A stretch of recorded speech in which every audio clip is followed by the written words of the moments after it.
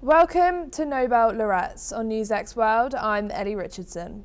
This is the show where we sit down with the world's most brilliant minds, recipients of the highest honour in science, to discuss the ideas and breakthroughs shaping our future.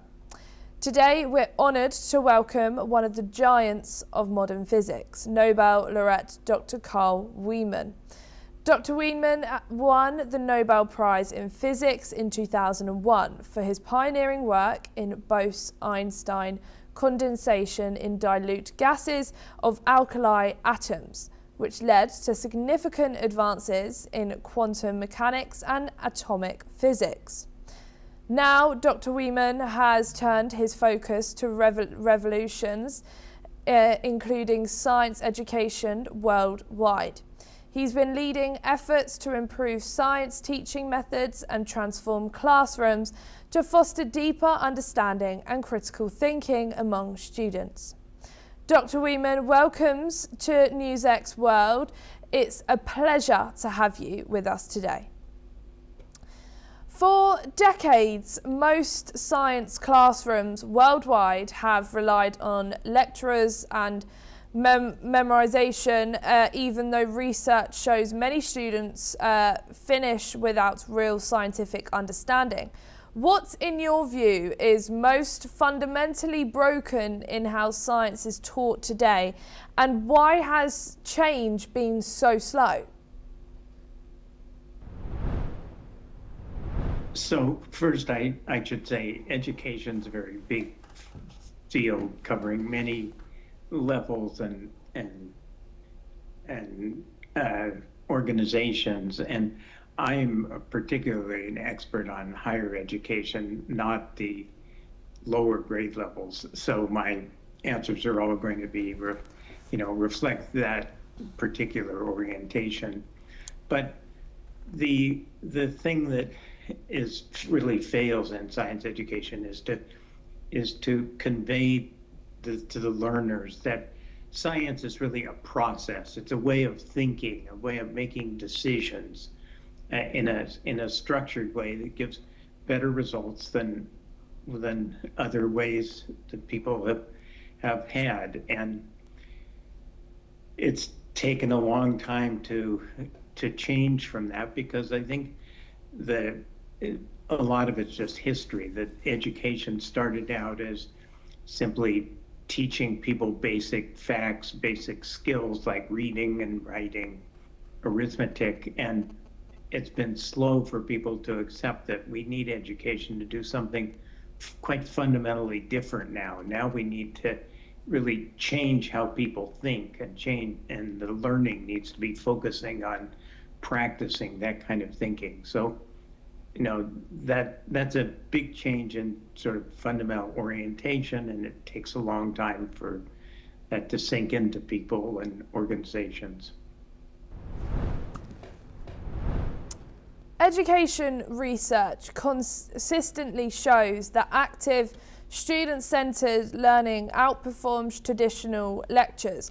What core principles of effective science teaching are now clearly established, and which common classroom practices most clearly conflict with that evidence?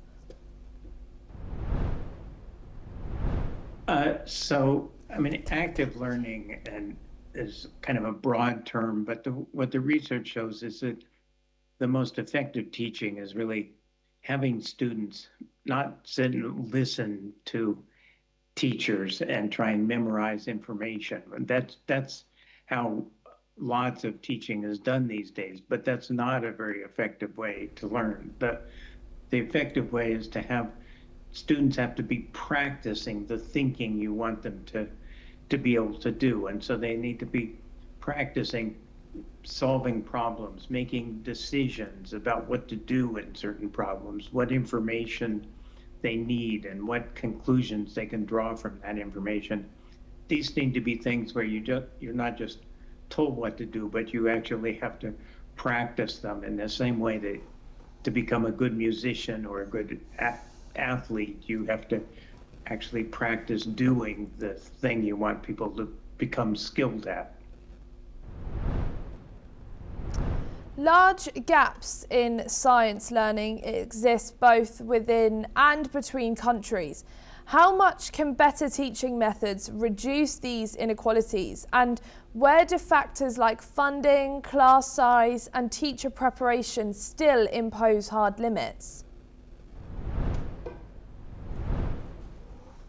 So I think that's just a very hard question to answer, and no one really has the data that can show that. We certainly believe that following better teaching practice, we have lots of data showing outcomes from individual courses that students learn better and learn more, and more students are successful.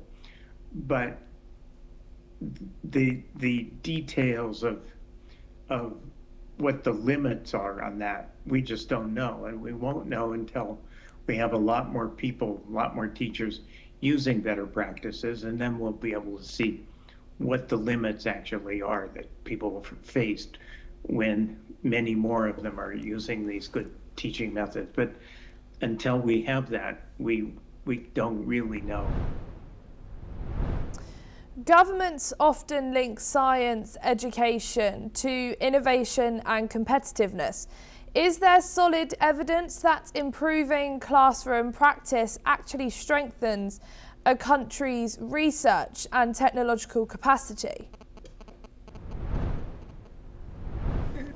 There's certainly no solid evidence that I know of, because doing that kind of research is very difficult. You have to track people over a long period of time, and you have to look at great detail about what they do, what kind of teaching they've had in school, and then after they graduate from school, what kind of activities and their success in doing science and engineering later on. And so that's just a very difficult thing to get that data.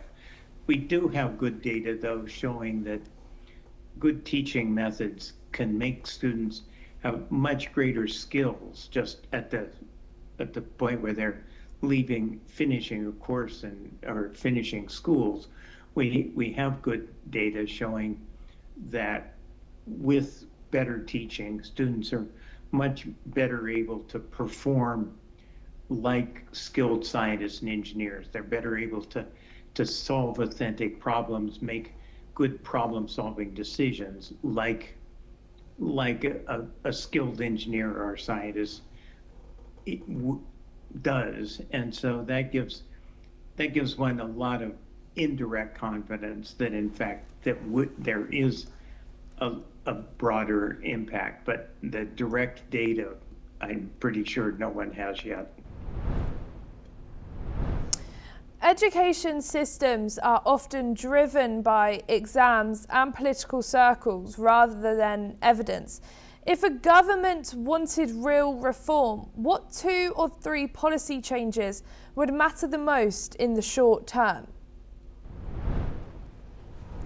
That's a question that I feel quite unqualified to answer. I mean, as I said, education systems are very big, complicated things with lots of pieces and organizations involved in it. And so trying to think of just a few simple policy things that would make a difference is very hard. I can say things that I think are quite important, which is the first is kind of changing the basic attitude about what education is for and what it needs to be, from changing from filling up a student's brains with kind of memorized facts to the idea that teaching really needs to be about developing students' capacities. So just changing that basic point of view is something that's probably the most important, but it's not something a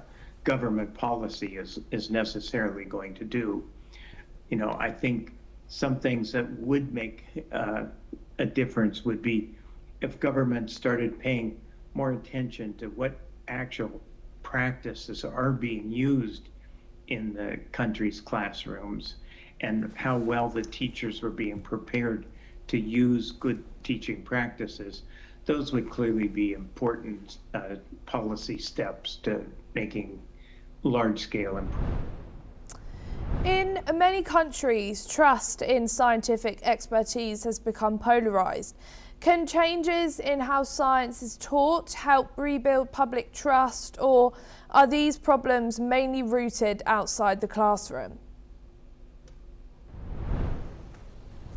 I mean, some of these problems are outside the classroom, but I think there's a lot that can be done in the classroom to help change that. And a lot of it has to do with what people think science is, and this is based on their education.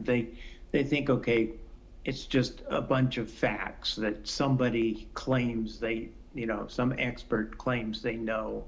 And so if that's the case, then if somebody else claims something different, it seems just equivalent. Your neighbor has a different view of climate change or vaccination or something. In the way people now think of it, that's just as equivalent information. Whereas if science was taught better so people would realize science isn't just about facts, it's about a way of establishing truth about there's uncertainty, but there's ways of testing that to arrive at the most likely, most plausible, most sensible conclusions based on evidence. And if people understood that that was the process and science isn't just a bunch of facts, I think they'd have different attitudes about science and science expertise. And so those are changes that could be done just from changing what happens in the classroom. AI and digital tools are promoted as solutions for education. Where do they genuinely support better science learning, and where are expectations overstated? Yeah, so my group has been investigating this the last couple of years, and the first thing I'd say is I think the hype of what artificial intelligence can do in education is greatly exaggerated. We find that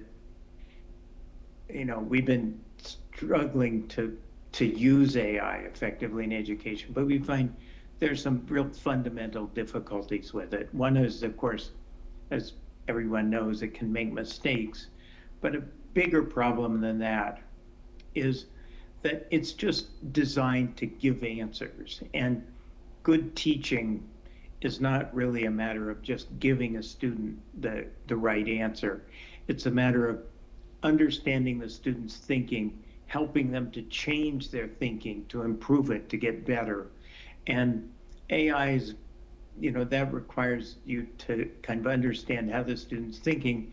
AI is very poor at that. And so what we've been finding is it really requires a great deal of teacher human intelligence to guide the AI to try and be effective. And so, my group thinks that we're making progress and that there will be a time in which AI can be helpful, but I think it's very long ways from thinking it can replace the teacher. 20 years from now, if evidence-based science education is widely adopted, what major changes would we see in public health, environmental outcomes and policy making? And if it is not, what is the long-term cost?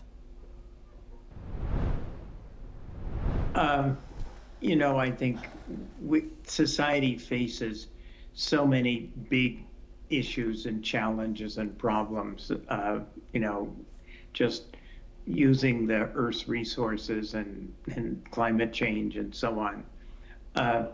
And these things involve sort of major societal decisions in how to act. And I think, I am hesitant to predict the future, particularly that far in advance. But what we do know is that good teaching can help students learn how to make better judgments and how to use the reasoning process and knowledge of science to make better judgments in their personal life, in their jobs, and in their societal decisions, policies, who they vote for and why they vote for certain things.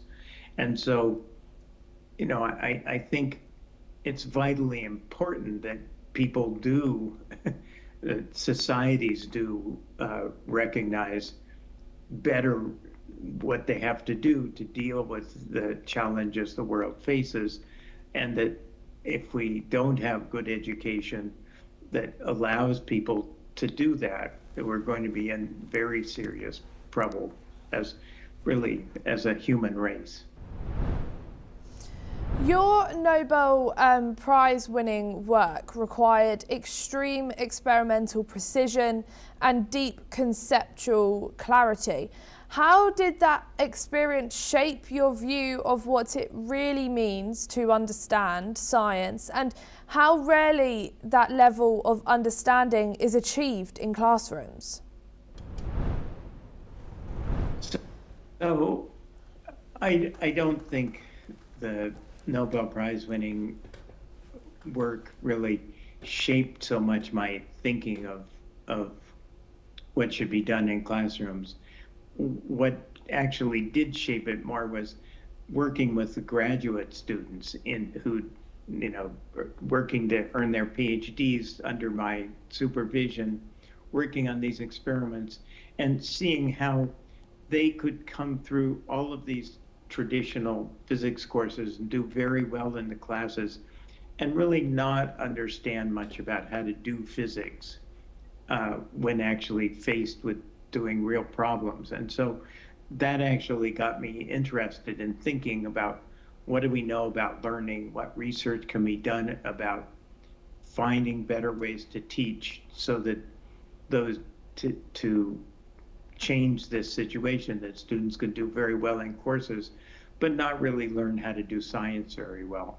And so that's the way in which to a large extent my research came to shape my views about teaching. But the actual Bose-Einstein condensation research that won the Nobel Prize, that doesn't play very much of a role in my thinking about teaching.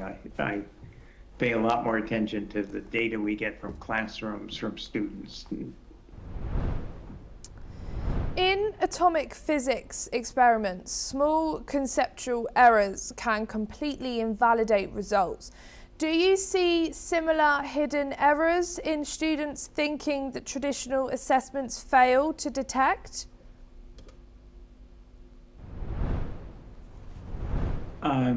Yeah, so, we know a lot about atomic physics now, and so there's very seldom that we haven't, you can have a mistake that makes a small difference in your understanding, but it's very unlikely to have a tremendous error in your thinking about it from what could happen. It's just, we just know too much now. With students and assessments, I think the assessments we give to students, there it's much more problematic what they're really telling us, what they really mean. I think very much of the kind of high stakes tests that are used so heavily throughout the world, in India and in students' futures and so on, those really don't measure very well at all the ability of a student to kind of think scientifically, to solve authentic problems. There's really such a different context and reasoning process required that I'm kind of very skeptical about what we really can learn about students from these high stakes assessments, that it seems like you can be quite badly misled about a student's capabilities from how they do on such tests. Some critics argue that scientists should not tell educators how to teach. How do you respond to that, given your transition from frontier research to education research? Well, so I kind of feel that scientists shouldn't tell educators how to teach without, in my case, I've spent something like 30 years now actually doing research on education, actually trying things in classrooms, measuring results, getting data on educational results. And so I feel that I'm, quite qualified now to talk about education. But I hear a lot of scientists who just think because they know science, they should know how to teach it. And I know from all of my education research that that's just nonsense. And so I'm one of those people who are very skeptical that somebody who's a scientist is actually qualified to tell people how to teach it. Did winning the Nobel Prize change how seriously your arguments about teaching were taken, and what does that say about authority in education? Yeah, I mean, it says that people aren't thinking that carefully about what they take as authoritative. I mean, it's clear that, I was doing research on education well before I won the Nobel Prize, but it's clear that people paid a lot more attention to what I had to say after I got the Nobel Prize, even though it was, of course, for nothing to do with education. So it just says that people, see authority as in very different ways. And, it's the same way that they go out and will buy shoes because some celebrity says says they should do it. And that's just as silly as people thinking that because someone has a Nobel Prize, they should be an expert in teaching. But, so while I clearly recognize that, I think the fact that people do pay more attention to what I have to say about teaching makes me somewhat more feeling a sense of responsibility that I have to know what I'm talking about and have to have things that are important to say because people will listen to it. And what part of scientific training do you think is most underrepresented in how science is taught today? And that's a little bit of a difficult question. I mean, what I think is the most important aspect of science is really the nature of problem solving, how one goes about solving a science problem and a set of decisions and judgments one makes in that as part of that process. And I think that's what gets most serious. That's what's most important, but it also is what gets most seriously neglected, because that's not just learning, memorizing facts and procedures, which is what so much of the teaching is. It's really learning how to think, learning how to make judgments, and practicing that thinking. And that's really what's most important, but is sadly neglected. Thank you so much, Dr. Carl Wieman, for sharing your insights on our show, Nobel Laureates. For more stories, stay tuned to NewsX World.